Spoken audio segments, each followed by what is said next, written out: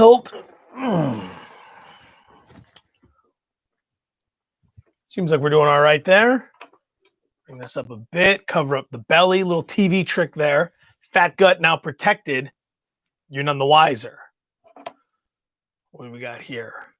All right.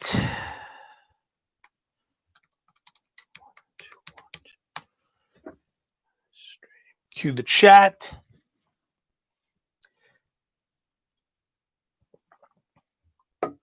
All right. Hope everyone who celebrates Christmas had a wonderful Christmas. Hope whatever you celebrate, even if you choose not to celebrate, you've had a good few days. Welcome to the chat. It's great to have you here. Lot to get to today. We'll start with the announcement of the next chat. Special announcement. We always do one Sunday mornings, 11:30 a.m. Eastern, 8:30 a.m. Pacific, like we are right now. Then we do one Sunday afternoon, which is going to kick off at the conclusion of the last afternoon game. So if Philly-Dallas is the only game still being played, the second that game ends, we go live. Little bit of a twist tonight. Okay, little bit of a twist. We're also going to cover the Monday night game tonight as well, the Buffalo Patriots game. No Monday stream tomorrow. I apologize for that. I have the opportunity to do ESPN radio. So that's going to be from, I think it's like 10 a.m. Pacific to 1:30 Pacific. And then after that, I got to go into the studios, and we have an episode of Bet for ESPN on ESPN+. So as I shamelessly plug everything, I won't be able to do the stream tomorrow. We will be back on sometime later in the week. Stay tuned on Twitter. I'll announce it tonight as well. I mean, I'm going to try. I want to get something done for the college football semifinal games. So even though there's no Thursday night game, we might still do one Thursday. Maybe we'll do one. Well, no, Friday's New Year's Day. No one's going to want to watch this on New Year's Day. You have to be a lunatic to watch this on New Year's Day. So we'll have the announcement. Stay tuned. Follow Twitter at Joe Fortenbaugh. I'll have all the announcements. Recap from the Thursday show, 3-4. We won with the Saints yesterday.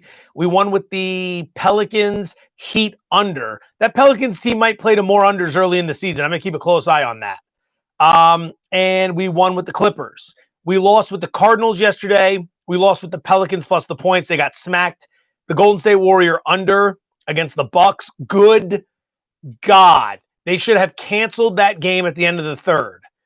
Neither team even bothered trying to fake playing defense in that game. Seriously. If you can't even bother in game 2 to at least pretend like you're going to play some defense, good luck this season. And that's to everyone. The Bucks weren't defending either. I mean, everyone just packed it in at the end of that game. And then lost with the Mavericks at night. They're 0-2, and they got the Clippers tonight. And the Clippers have been great. So there we see it. 3-4 overall in the season, 133, 168-2. 35 games under 500. Terrible compared to last year. But by the end of the Super Bowl, I want to get that thing to 500. With God as my witness. All right. Let's go through some injuries today. Then we'll do line moves. Then we'll do picks. Okay, so mess of a situation with Cleveland. Cleveland's top 4 wide receivers, including Jarvis Landry, obviously, are all out for this game due to COVID contact tracing protocol. So the 3 guys that are going to start at wide receiver for Cleveland have combined to catch 0 passes this year. 2 of them are practice squad guys that just got called up. The Browns were also delayed getting out of Cleveland last night. They're only flying to New York to play the Jets. So it's not like it's a terrible flight. But apparently there was a walkthrough this morning in a parking garage trying to get some of these wide receivers up to speed. We're going to talk about that game in a little bit, but mess of a situation there. Wyatt Teller's also out for Cleveland. He's their best offensive lineman. Julio Jones out again for Atlanta. Clyde Edwards-Helaire out for Kansas City. Golden Tate, Duke Johnson, Phillip Lindsay, Hunter Henry, Joey Bosa. You're seeing some movement towards Denver. We'll get to that in a moment. Christian McCaffrey's out again. No reason to even consider playing him. Cam Akers out for the Rams, just as he's starting to really pick up some steam, the rookie running back from Florida State. So what else do we have? Tyreek Hill is expected to play against the Falcons. Allen Robinson is expected to play against the Jaguars. I see people asking about Alex Smith. That's going to be a game time decision. Look, even if he goes, it's clear that when you get to this point in the week, and as much as they do not want to play Dwayne Haskins, when you get to this point in the week with your quarterback, and this is the scenario, even if he goes, there's going to be an issue with that calf muscle. There's going to be an issue. So I don't know what to tell you. I'm not playing that game. Actually, I might. We'll see. Terry McLaurin, the top wide receiver in Washington, also not playing in the game. So, yeah, good luck scoring some points. Antonio Gibson expected to play. Keenan Allen not expected to play for the Chargers. I think that's just about everything. The key injuries that we want to keep an eye on. All right. Line movements. And if I'm going to give some notes on some of these games as well. We're not going to talk Green Bay, Tennessee. We'll do that tonight for the afternoon stream. But if there's games that come up that you like, have a question about, anything like that, once I'm done with the picks, fire those away. And even if I see them pop up as I'm going through this, I'll try to address them as well. I might have some thoughts where it was close to a bet and then I didn't end up making it. Happy to answer any and all questions like always. Also for the trolls, great to see you. Feel free to do your thing. It wouldn't be a true chat without trolls. All right, Chargers, look ahead line, which is the line that came out last week. Chargers were a 2.5 point favorite against Denver. It is still 2.5. That might not seem significant, but it was Chargers 3 for a good portion of the week. Denver money hit the market today. A little bit surprising. Chargers have won a couple games in a row. Chargers have also had 10 days to get ready. Denver's been brutal this season. Last we saw them, they were getting shellacked by Buffalo. Announcement comes out that Vic Fangio is going to be back next year. Oh, terrible decision, but so be it. And a little bit of Denver money hit the market. A lot of Charger injuries. Bosa, Hunter Henry, Keenan Allen. Good luck to Justin Herbert. But there's some Denver money early on. Cleveland was a 10-point favorite on the look ahead against the Jets. That is now down to 6.5. I see 6 at some places as well. Again, it's the COVID situation that knocked out the wide receiving unit. I don't know. Against the Jets, what do you do? Hit the chat. What do? Do you take the points with the Jets? They won last week. I mean, do they completely lay down? The fact that they avoided 0-16, is that it? Do they lay an egg today? Or do they try to go out and win again? Chargers was minus 3.5 for me, yeah. I mean, if you still see Chargers minus 3.5, you should play Denver plus 3.5. Great value compared to the market right now. Houston was an 8.5 point favorite against Cincinnati.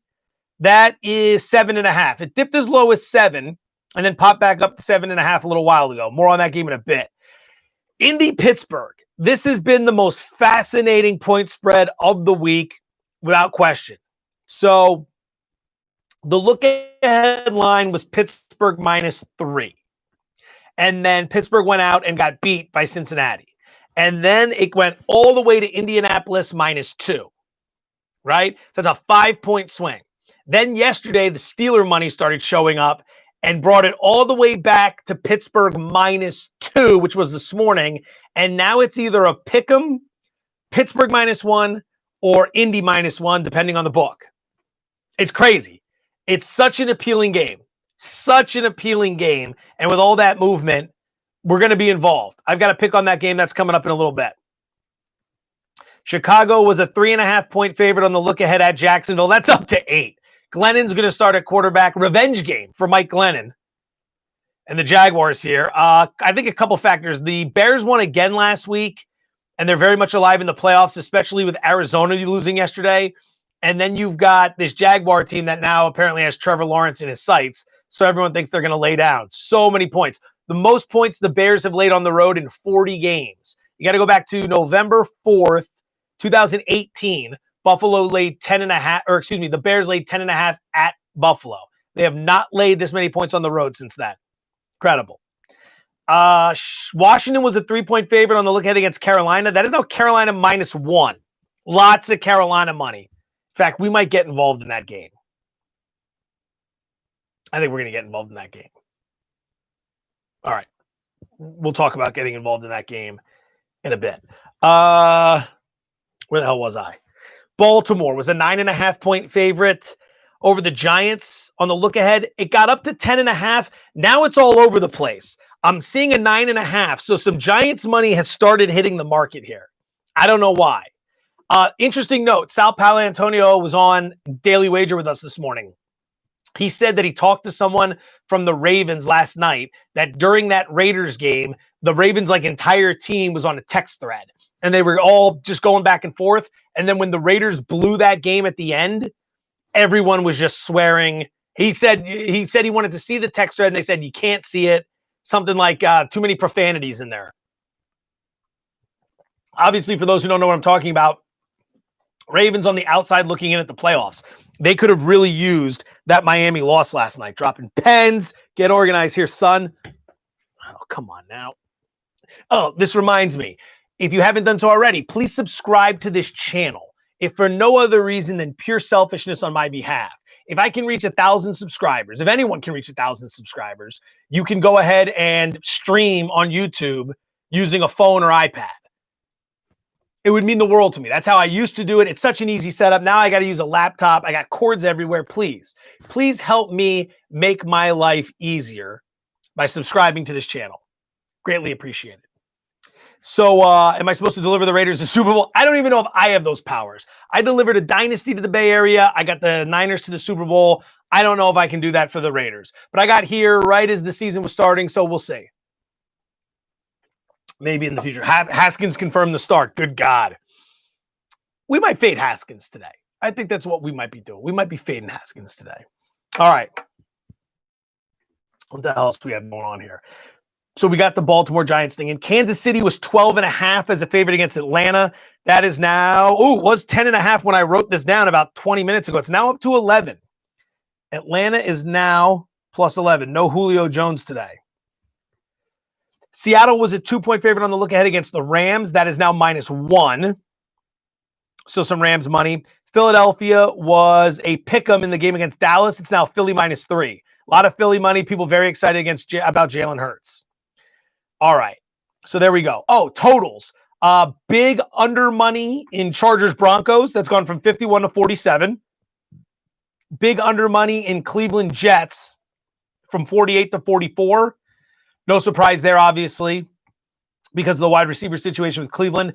Big under money in Pittsburgh, Indianapolis from 46 to 42.5. Let me make sure that's still accurate. Yeah. And Philadelphia and Dallas, some over money from 48 to 50.5. So let's get into the bets here. First one out of the gate is going to be Colts Steelers under 42.5. That's the first bet. Colts, Steelers, under 42.5. So, and this is going to play in the bet number 2 as well. Colts, team total, under 20.5 points. All right? So right out of the gate, 2 bets, same game. We're going under 42.5 points, Steelers, Colts, and we're going to go under 20.5 points, Colts, team total. As good as Indianapolis has been this season, there's a profile for when Philip Rivers doesn't have time. Fast defense, Philip Rivers makes mistakes. Fast defense in the form of the Baltimore Ravens and the Chicago Bears. The 2 games the Colts played this season where they had their worst offensive outputs.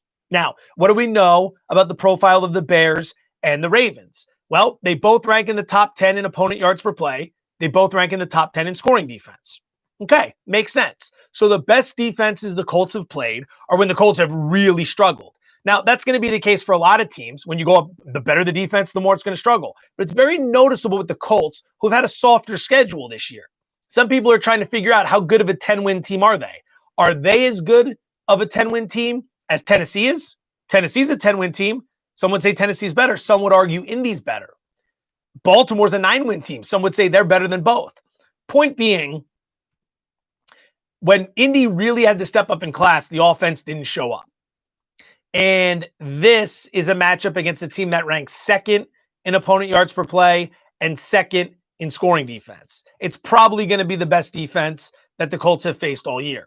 Translation, they're going to struggle to move the ball. Now, on the flip side, the Colts have a pretty good defense as well.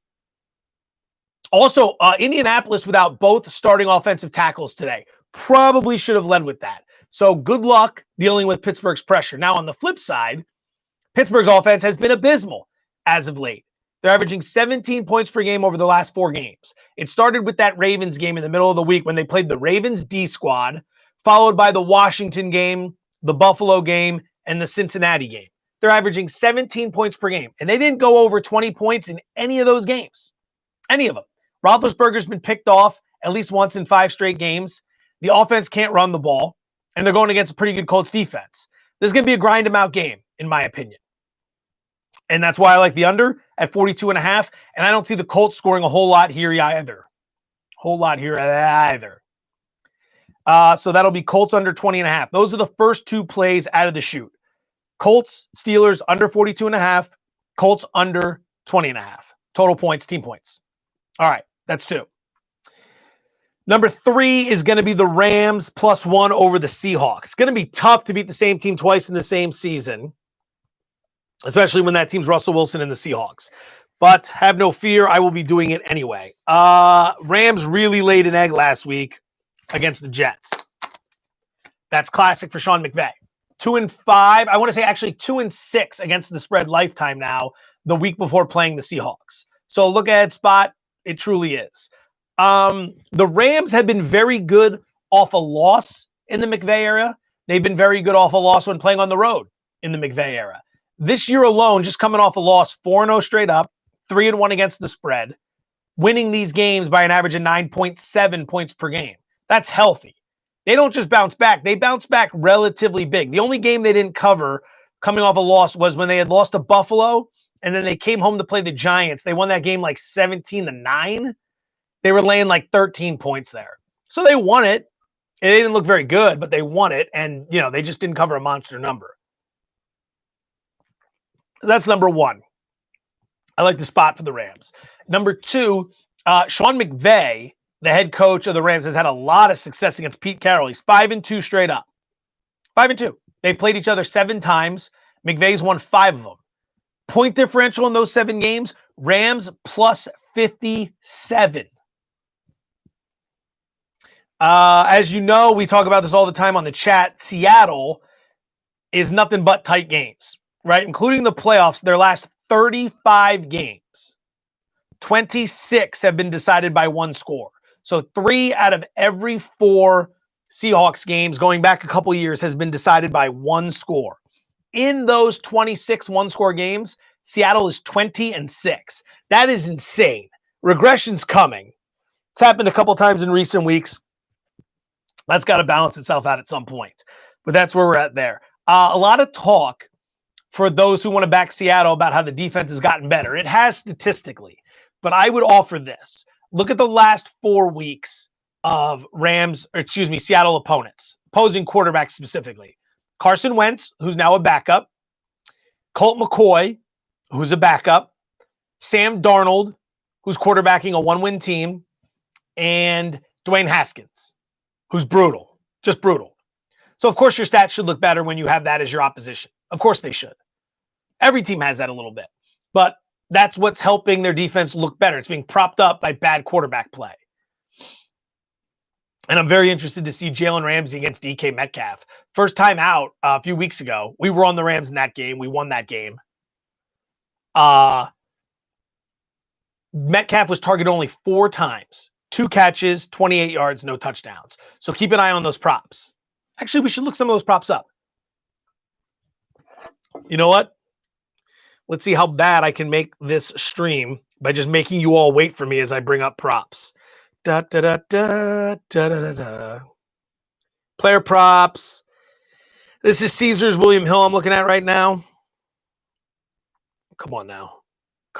Let's go quick. A lot of Rams props. Jalen Ramsey over 3.5 tackles. Not going to play it. DK Metcalf, 64.5 receiving yards. It's pretty meaty. What else we got here? DK Metcalf, 4.5 receptions. Interesting. They're going to do whatever they can to get the ball in his hands more in this game. They have to. But does that involve runs, bubble screens, what? Bubble screens, maybe. So the reception scares me. Receiving yards, it only takes 1 big play, but I don't know. If you're Russell Wilson, I don't know if you want to be throwing that way. Try to make it work the other way. Oh, yeah. Thanks. Christmas gift.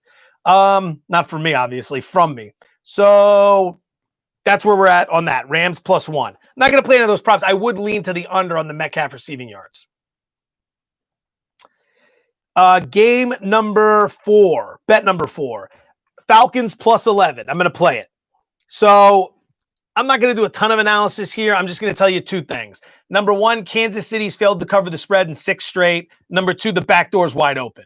I don't know if I want to watch any of this because I hate watching Falcons football, even though it's riveting in the manner in which they'll blow it, generally. I mean, last week they were up, like 17-0 over the Bucs at the half and lost that game? Good God. By the way, no more Lions in standalone games. Enough's enough. We don't want to see you on Thanksgiving anymore. I don't want to see you in these standalone games. No Monday night, no Thursday night, no Saturday afternoon. You get the early Sunday game so that we can go watch something else. As a Lions fan, like I'm saying, I'm not bashing the fans. You people are your loyalty is insane, quite frankly. But I admire that. But good God, do you deserve better? I mean, good God. Forget about how embarrassing that game was. It's just one calamity after another with this franchise. I grew up with a good friend who's a Lions fan. I tried for years to convince him to just move to another team. I wouldn't mock that. Move to another team. They have done so shitty by you. Why? Continue to support this. It's just, they're so bad every year. It's tough. We don't want those games either. Yeah, God bless you.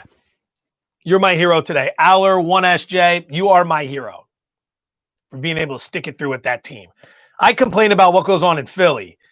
Good God, Detroit. Good God. Well, at least you had that Red Wings run. Hopefully you like hockey. And you get the Pistons 15 years ago. All right, so yeah, that's the analysis on Atlanta. It's 11 points. Kansas City has just been toying with people. Essentially, they play 3 quarters and then they shut it down. Back door's wide open. That's it. I'm playing for the back door. I'm not even going to handicap this as if Atlanta has a chance to either A, compete or B, win. I'm not even bothering with that. I'm just thinking that at some point late in the game, like the Miami game for Kansas City, like any number of games, insert here, the Tampa Bay game, they give the back door up late. That's what we're doing. Atlanta plus 11. I'll turn it on with 5 minutes to play. All right. So, 2 totals here before we get to the teaser. I'm going to play the under in Cleveland and the Jets. It's 44.5. So Cleveland's down, as we talked about, its top 4 wide receivers due to COVID. So the 3 guys that are going to be starting today have combined for 0 receptions this season. 2 just got called up from the practice squad. Look, you're not going to adjust a point spread or evaluation on a team all that much because of wide receivers. You're going to do it because of quarterbacks, mostly, primarily. But you take this many receivers out of the equation. Timing, precision, like Peyton Manning could make every wide receiver around him look like a Pro Bowler. Anthony Gonzalez, Brandon Stokely, no disrespect to those guys, but like everyone who caught passes from Peyton Manning had career years. Dallas Clark, all those dudes. I'm not going to talk about Wayne and Harrison because, they were awesome. The other guys, I don't know what happens to Anthony Gonzalez if he's playing with Mike Glennon in Jacksonville. You see what I'm saying? Manning made those dudes good. Mayfield's coming around. I don't know if he's at that point where he can make these dudes good. And Wyatt Teller's out on the offensive line. And believe it or not, the Jets are not a terrible run defense. They're like 14th in run defense, 10th in opponent yard per carry, something like that. They're not terrible. So you can try to run with Nick Chubb all day. Jets have been all right there. They've been all right. They haven't been great. So I would say that I don't see the Rams marching.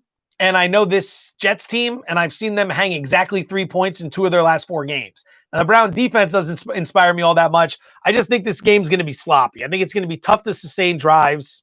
Under 44.5, Jets-Browns.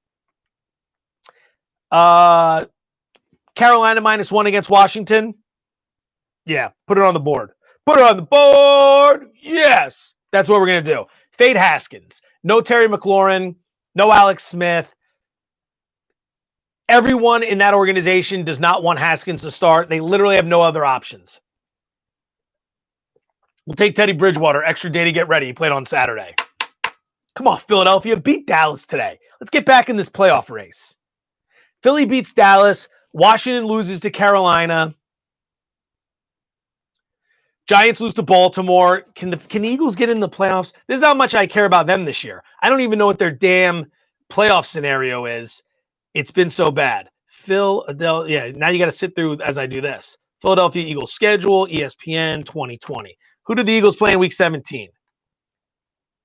They played Washington twice already this year. They have a chance to get them late. It's going to be a divisional game. Oh, it's Washington. I might have to lay some points on Philadelphia today. Oh, my God. Wouldn't that be something? I'm sure so many people are just thrilled that they get to watch this play out in real time. Speaking of Philly, Dallas, I'm going to play the over there, 50.5. Philly's banged up on defense. Dallas's defense stinks. This has all the makings of just jailbreak touchdown after jailbreak touchdown. Primary reason I'm betting it, Preston Johnson, who's on Daily Wager with me, he really likes it. I really like his opinion. I'm going to tail him on this one here. Philly, Dallas over 50.5. 1, 2, 3, 4, 5, 6, 7, and 8. One bonus play. The teaser of the day is going to be the Houston Texans teased from 7.5 down to 1.5. Let me make sure that's still there. Yes, 7.5 down to 1.5. And then, I hate it. The Bears. I'm going to take them from 8 to 2. I have a feeling. I hate this teaser, by the way. It's the only teaser that fits the numbers that I like today. I hate everything about it. I don't hate the Houston side as much because Cincinnati just got that win. Total letdown spot coming for them today. But again, I have to back this terrible Houston team. The Bears game stinks. So most of you would probably say, then why are you betting it? I have to. I have to have a teaser. I have to have at least one. I love teasers. I don't want to use Pittsburgh. I don't want to mess around with that game. Maybe I tease up and I play the under. This is the tease. I'm not taking suggestions on this. No suggestions. I'm just going to sit here and sulk at the only teaser I'm doing this week. Houston minus 1.5. Like I said, Bengals just had that win over Pittsburgh on Monday night. Massive letdown coming. Ryan Finley did nothing in that game. Steelers are so damn bad. I don't see much coming from Cincinnati at all. Houston, again, right? I think they can win the game. With Chicago, you're in the playoff hunt. You're winning games. It's Mike Glennon. It's the Jaguars. Just get it done. The Bills, yeah, we'll talk about that later. I'm not going to tease in the Monday night right now, but the Bills would be a good tease, to be honest. Also, you could tease up Tennessee, too, I think. Get that up from 3.5 to 9, 9.5. I'd play that. All right, so let's recap, and then we'll take any questions if anyone has it. Warriors with the points today against the Bulls. God, the Warrior defense is so bad. They don't even try. That's what's humiliating about the Warrior defense. They don't even try. They were not in the bubble last year. They were not in the playoffs. Those dudes do not have the right to just stand around and let Milwaukee jack threes in the fourth because they don't want to play. Like, newsflash to this Warriors team. They play with a lot of entitlement. You are not a dynasty anymore. You're a couple years removed from that. Time to get scrappy again. Time to get back to the roots. You got dudes on this team that don't give a damn. They just quit in these games. Like, they have outright quit in 2 games in a row. And then they talk about, well, defensive IQ and this, that. How about you just hustle? How about that? How about instead of worried about all these plays and whether or not Steve Kerr's putting guys in a position to succeed, how about this? Just hustle. Hustle up and down the court. And then have a substitution and catch your wind and come back out and hustle some more. Is that hard? You don't need to lose every game by 30. You can lose close. Plus, the Bulls stink too right now. So, let's go.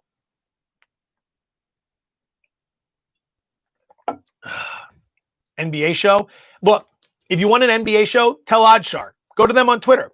I talk to them. They're great people. We do this we've done this 2 years in a row. We do the football show. If you want some sort of NBA show, go to them. Go to them on Twitter. Pitch them the idea. If they like it, I'm in. All right. So pick recap. I feel like I can hear the pigeons up there too. I had to chuck rocks at them on Christmas Day. Pittsburgh and Indianapolis under 42.5. In that same game, Colts team total under 20.5 points. Rams +1 over the Seahawks. Atlanta +11 against the Chiefs. Strictly playing that for the back door. Do not expect Atlanta to win or even compete. I'm turning that game on. I'm going to tell you right now, I'm turning that game on with 5 minutes to go, and I'm going to watch Atlanta go down the field to try to get in for the back door. They'll be down 14 at that point. 14, 5 minutes to go. They'll be trying to, no, it'll be more because Kansas City will have given up. Let's call it 16. They'll be down 16 points. Score 7, make it 9. No, they go for the 2-point conversion. They blow it. It lands on 10, but we get an 11. All right. 47-7. Probably. Cleveland and the Jets under 44.5. Carolina -1. Late ad there. Fade Haskins. And Philly Dallas over 50.5. Philly Dallas over 50.5. Finally, the teaser. Not at all excited about it. Houston against Cincinnati. We're taking Houston from 7.5 down to 1.5. We're teasing it with the Bears. We're teasing that from 8 down to 2. They're at Jacksonville. That's a show. Proud of you. Proud of every single one of you. Any questions? Andrew Wiggins. I looked up. Abby's got the Andrew Wiggins comment. Wiggins is brutal. He's just absolutely brutal. Everybody who talks about Andrew Wiggins, no matter where he is, has nothing nice to say about him ever. Have you ever noticed that? I'm not talking about his character, just like his basketball. Look, it's not his fault he was picked number 1 overall and that someone gave him that money. You would do it too. So would I. But he has to understand that when that's the case, you're held to a certain standard. And when you repeatedly fail to meet that standard, people are going to comment on their random live streams. Le'Veon Bell rush yards over 57.5. Edwards-Helaire is out. That's not bad. I don't expect a whole lot from Atlanta. I don't love that bet. But just off the top of my head, having done no research whatsoever, I could see that. Le'Veon Bell getting to handle a big workload. It's been a while since he's been on a competitor and been able to do stuff like that. I could see that. Good at holding clipboard. Wiggins, take Alan Lazard player prop. That's tonight. What time do you have to get up to get to the DE set? Must be brutal. Daily wager. Oh, today I get up at 3 a.m. 3 a.m. and then I'm at the studio by 4. We start taping at 5:15. Shows from 6 to 7. Do some post tapings. Leave the studio around 7:30. Race back here. Get back here 7:50. And then set up this studio. Finalize all the notes. Quick bowl of Cheerios. Do this. Break down the studio. Set up the radio portion of it. Do a radio hit with ESPN in 27 minutes. And then go downstairs and have mimosas. Generally the schedule. All right. Looks like we're good. Good stuff, everybody. Thank you for coming. I'm going to see you this afternoon. Good luck with all these bets today. A lot of random stuff on this list. Throwing all these late ads in. Carolina, I actually feel good. Somehow the one game that wasn't on my list that I just randomly added late, I feel like I'm more confident in that bet than anything else. Very odd. Very sick that that's possible. But good luck to all of you. You guys are the best. I'll see you this afternoon. So whichever afternoon game we got. Oh, man. Rams Seahawks is right up against Philly Dallas, huh? And then Denver Chargers. I can tell you which game's not going to be on the TV. All right. So whichever one of those games ends last, we'll immediately go live, probably with a rant. I'm going to have a good rant there about some of that. And then from there, we'll break down tonight. We're also going to break down tomorrow. We're going to do Monday night as well because I won't be able to do a stream tomorrow. Good luck, everybody. Thank you so much. Enjoy your days.